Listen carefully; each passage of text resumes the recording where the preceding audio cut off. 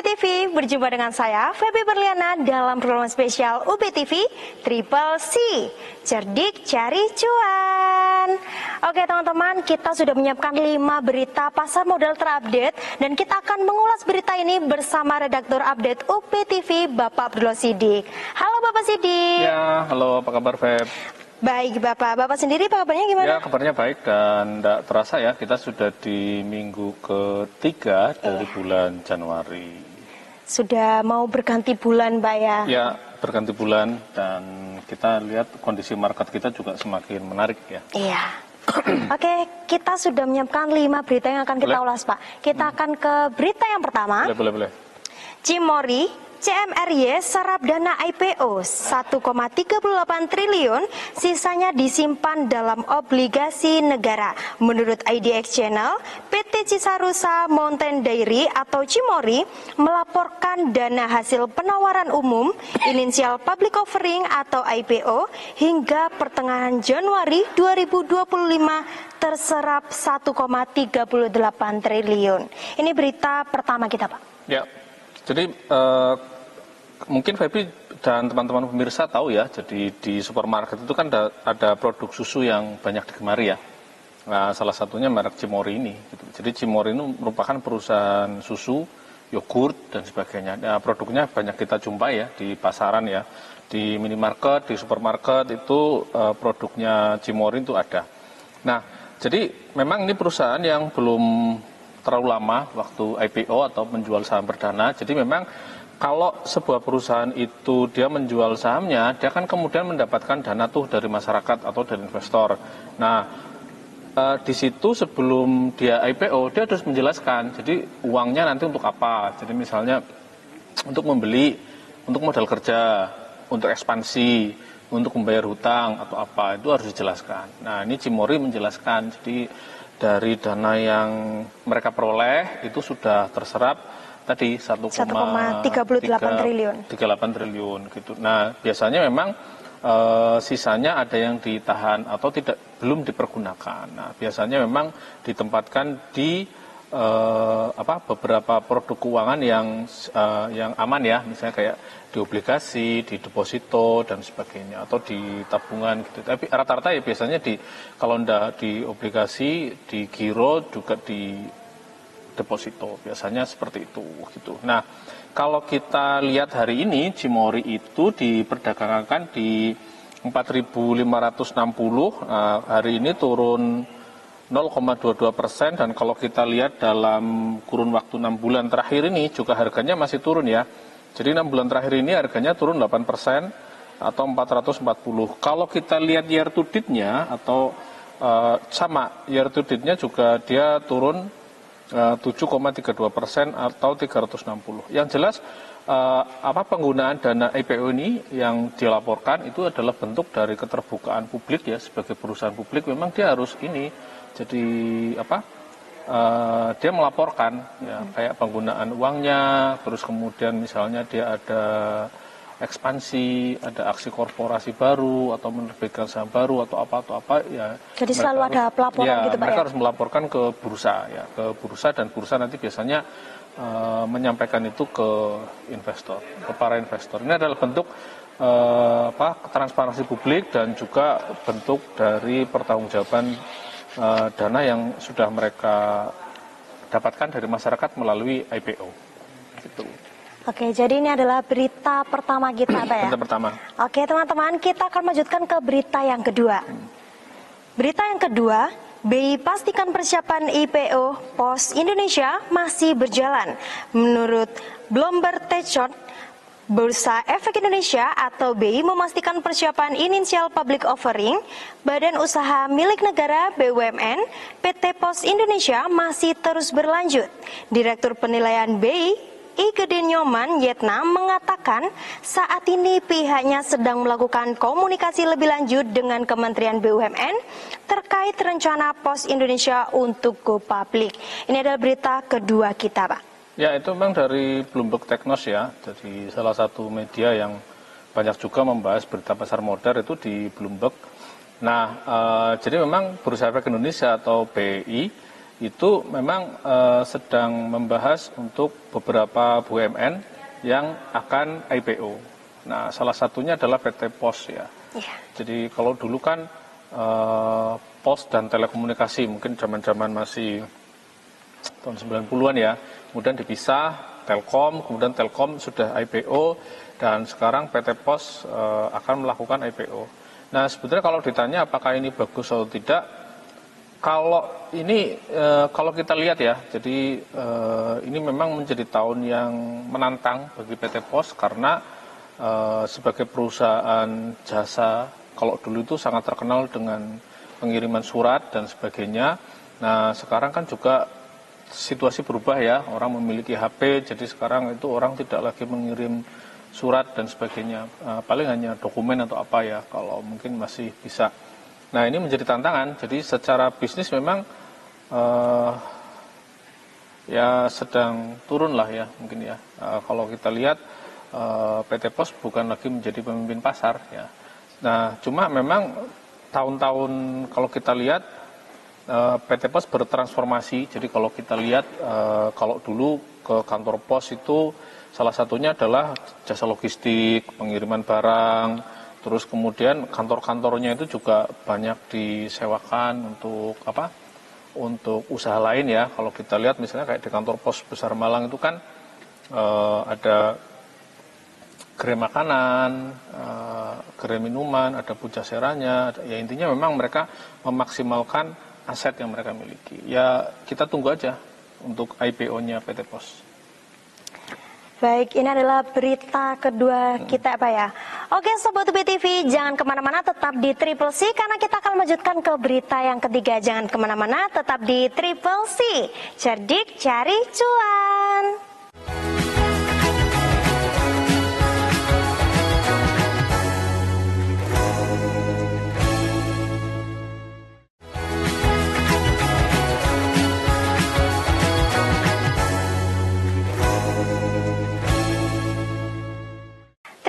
Sobat UPI TV, tetap di tayangan kita akan melanjutkan ke berita yang ketiga. Berita yang ketiga, ekspansi bisnis Siloam berencana caplok aset RS First REIT di Indonesia. Menurut ADX Channel, PT Siloam International Hospital atau SILO berencana mencaplok aset rumah sakit First REIT di Indonesia. Rencana tersebut sudah disampaikan Silo kepada First REIT Management Limit dalam kapasitasnya sebagai manajer dari First Real Estate Investment Trust melalui nota kesepahaman awal yang tidak mengikat LOI pada 13 Januari 2025. Ini berita ketiga kita mengenai Siloam, Pak. Ya, jadi di bursa kita itu juga selain ada pabrik obat ya, misalnya kayak Kalbe, Farma dan sebagainya, itu juga ada emiten yang rumah sakit ya. Ada beberapa termasuk Silo ya, Siloam Hospital atau kodenya Silo. Nah, kalau kita lihat memang sekarang industri rumah sakit itu rata-rata salah satunya kalau dia yang sudah besar atau berjaringan, dia akan melakukan pelebaran sayap. Nah, pelebaran sayapnya dilakukan melalui dua cara. Pertama adalah dia membangun cabangnya sendiri atau dia itu membeli rumah sakit di daerah. Gitu loh. Nah, ini sebenarnya sudah cukup banyak terjadi ya dalam beberapa tahun ini. Jadi misalnya ada rumah sakit di daerah gitu kan, pemiliknya tidak berjaringan atau apa, kemudian dibeli. Nah, salah satunya dilakukan oleh Siloam ini. Jadi dia akan membeli kayak tadi ya, berita tadi itu dia membeli rumah sakit di daerah untuk dirubah menjadi Siloam di tempat tersebut gitu. Jadi memang ini sebetulnya hampir pola yang agak umum dilakukan oleh rumah sakit. Jadi salah satu kelebihannya karena di situ kan kalau membangun itu kan berarti dari awal dia harus nyiapin nyiapin tanahnya, bangunannya, izinnya, terus kemudian SDM-nya gitu loh. Kalau misalnya dia membeli rumah sakit yang sudah ada gitu, itu kan paling tidak bangunannya sudah ada, berarti dia tinggal manajemen mungkin ya, IT-nya, terus kemudian melengkapi dokter-dokternya yang misalnya di situ belum ada, misalnya yang dokter spesialis atau apa, dan juga perlengkapannya ya, misalnya kayak laboratorium ataupun apa. Jadi saya pikir ini memang cara ekspansi yang lebih praktis ya, lebih cepat gitu loh. Nah, kalau kita lihat harga sahamnya, jadi Silo ini memang dalam 1 tahun terakhir ini cukup turun ya. Hari ini diperdagangkan di 2.930 per lembar saham, kondisinya masih turun. Kalau kita lihat year to date itu juga turun. Jadi year to date itu kalau kita lihat dari tahun lalu, di hari ini di tahun lalu, itu juga turun 3,62%. Tapi kalau kita lihat 6 bulan terakhir, sebetulnya kalau kita lihat 6 bulan terakhir itu trennya cukup naik. Ya. Jadi 6 bulan terakhir dari bulan Agustus sampai Januari itu dia naik Rp280 atau 10,57%. Jadi ya bagi teman-teman yang suka dengan emiten rumah sakit, Silo bisa menjadi salah satu alternatif pilihan ya untuk berinvestasi. Karena ya industri rumah sakit ini kan industri yang dibutuhkan ya, pangsa pasarnya jelas gitu ya, dan terus berkembang gitu loh. Karena kan sekarang orang ke rumah sakit kan bukan hanya orang sakit, orang sehat pun ya, misalnya kayak layanan-layanan general check up, terus kemudian layanan pemeliharaan kesehatan itu kan juga secara industri itu menjanjikan juga gitu. Kira-kira apa nih Pak tujuan utama Siloam ini dalam mengakuisisi aset RS First REIT di Indonesia, dan bagaimana langkah ini mendukung strategi ekspansi lainnya Pak?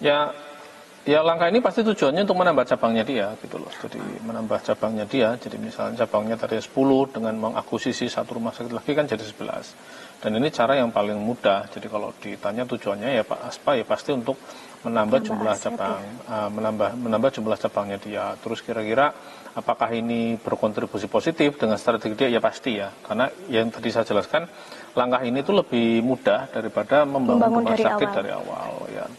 Karena pasti cari lahannya kan butuh yang luas gitu kan, gitu dan sebagainya.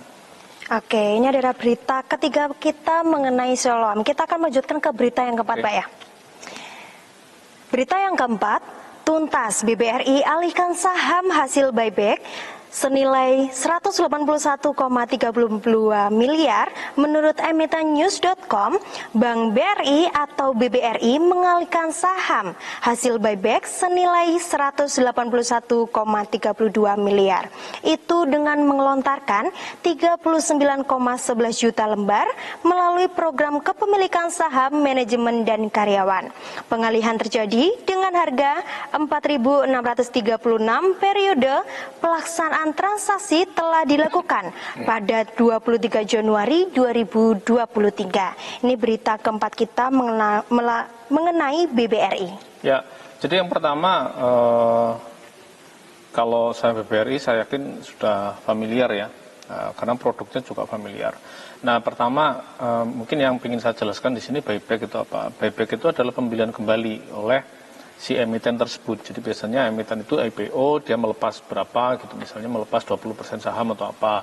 Nah, biasanya dia juga ada satu waktu dia melakukan pembelian kembali. Misalnya ketika harga sahamnya turun atau apa gitu ya, untuk menjaga kondusivitas pasar, salah satu langkah yang dilakukan itu dengan membeli kembali atau buyback. Nah, BRI itu juga melakukan hal yang sama. Nah, biasanya setelah dia buyback itu ada beberapa pilihan, apakah dilepas kembali atau dialihkan. Nah, BBRI ini mengalihkan saham yang sudah dia beli ke karyawannya. Jadi memang di beberapa perusahaan besar itu karyawannya itu dia dapat, selain dapat gaji dan fasilitas, dia juga bisa dapat memiliki saham perusahaan tersebut.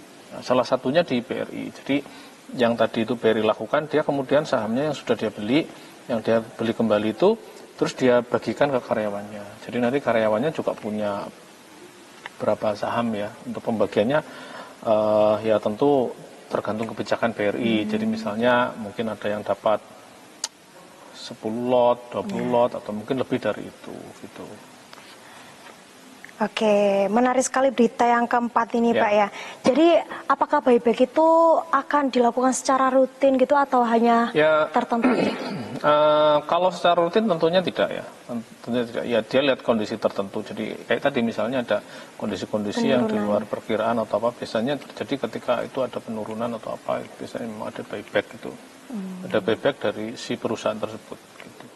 Oke, menarik sekali ya berita yang keempat kita.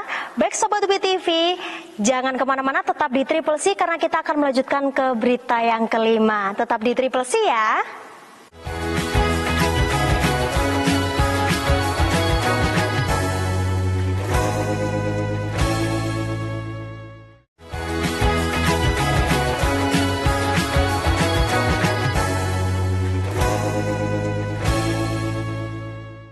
Baik Sobat UPI TV, terima kasih tetap di tayangan kita. Kita akan lanjutkan ke berita yang terakhir. Berita yang kelima, emiten bayar dividen 151 per saham. Menurut investor.id, PT Roda Vivatex atau RDTX dijadwalkan membayarkan dividen interim tahun buku 2024 senilai 151 per saham atau totalnya 40,58 miliar pada Rabu 15 Januari 2025 ini. Ini adalah berita yang kelima kita. Ya, jadi ini sebetulnya industrinya sedang ramai karena ini Roda Vivatek ini adalah perusahaan tekstil ya. Nah kalau kita lihat beberapa bulan ini kan industri tekstil itu cukup ramai di pemberitaan, terutama karena ada masalah yang menimpa Sritek atau kode sahamnya Sril ya. Nah Roda Vivatek ini termasuk bagus karena dia masih bisa bertahan ya di tengah industrinya yang memang tantangannya cukup banyak. Jadi misalnya masalah ada impor kain ilegal, terus kemudian impor baju dan sebagainya, itu kan juga cukup menggerus pasar dari busana dan imbasnya kan juga menggerus berdampak pada industri tekstil ya, industri tekstil kita. Nah salah satunya memang Roda Vivatek. Nah kalau Roda Vivatek ini masih membagikan saham, berarti kan kita bisa melihat bahwa kinerjanya masih cukup bagus ya.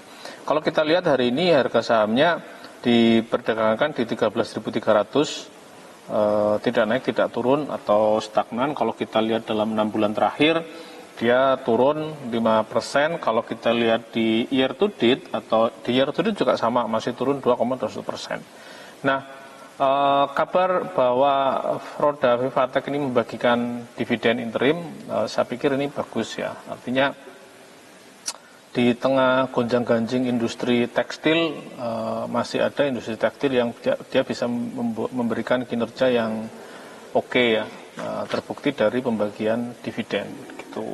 Nah kalau misalnya apakah saham ini bagus atau tidak gitu ya, ya sebetulnya kalau kita lihat untuk pangsa pasarnya memang sedang banyak tantangan ya, pangsa pasar industri tekstil kita. Jadi misalnya ada terutama ya masalahnya kalau dari luar adanya produk ilegal yang masuk ke Indonesia dalam jumlah yang besar gitu loh. Produk-produk tekstil ilegal itu kan juga mengganggu industri tekstil dalam negeri. Terus yang kedua kalau kita lihat ya memang ada perubahan perilaku konsumen ya. Kalau kita lihat jadi konsumen kita itu kan sekarang dalam membeli baju itu kan juga berubah dan sebagainya, dan itu juga berpengaruh ya, berdampak juga pada industri tekstil gitu loh. Jadi ya kalau kita lihat industrinya memang sedang cukup banyak tantangan, tapi kita berharap bahwa industri tekstil ini bisa bertahan dan berkembang. Artinya pemerintah itu juga ada intervensi gitu loh, ataupun perlindungan, ataupun kebijakan yang pro terhadap pengusaha tekstil. Kenapa? Karena industri tekstil itu mampu menyerap tenaga kerja yang banyak.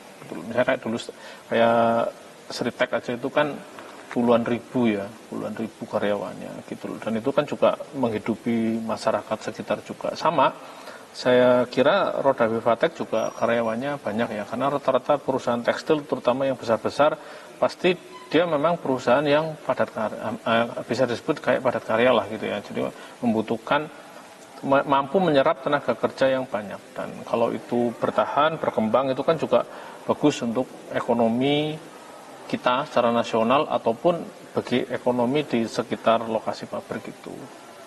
Gitu. Oke, menarik sekali Pak ya berita yang kelima kita. Ya, kalau di situ ada jadwalnya nggak pembagian dividennya itu kapan? Apakah ada jadwalnya di situ? Belum ada jadwal ini Pak.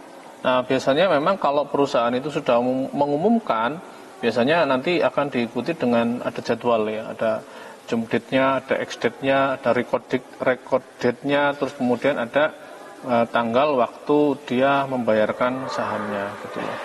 Kalau itu, jadi kalau kita lihat ya ini bagus untuk salah satu, bisa dikoleksi lah, menjadi salah satu koleksi bagi teman-teman yang memang misalnya menyukai pada saham yang seperti ini. Kalau kita lihat apakah dia cukup rajin bagi dividen,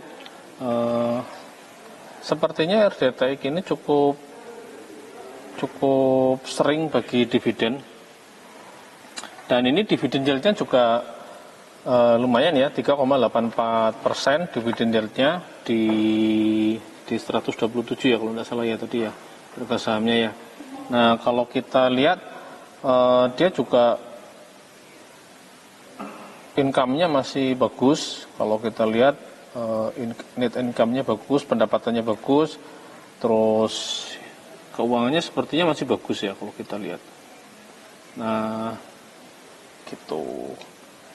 Jadi ini untuk yang RDTX bagi teman-teman yang suka itu bisa menjadi pilihan Pak ya. Menjadi pilihan gitu. Bagi pilihan investasinya. Gitu. Oke. Menarik sekali Pak ya berita yang kelima ini sekaligus menutup episode kali ini. Oke, kira-kira Bapak sendiri ada yang menarik nggak kelima berita ini? Kalau kita tunggu ini ya, IPO-nya PT Pos ya.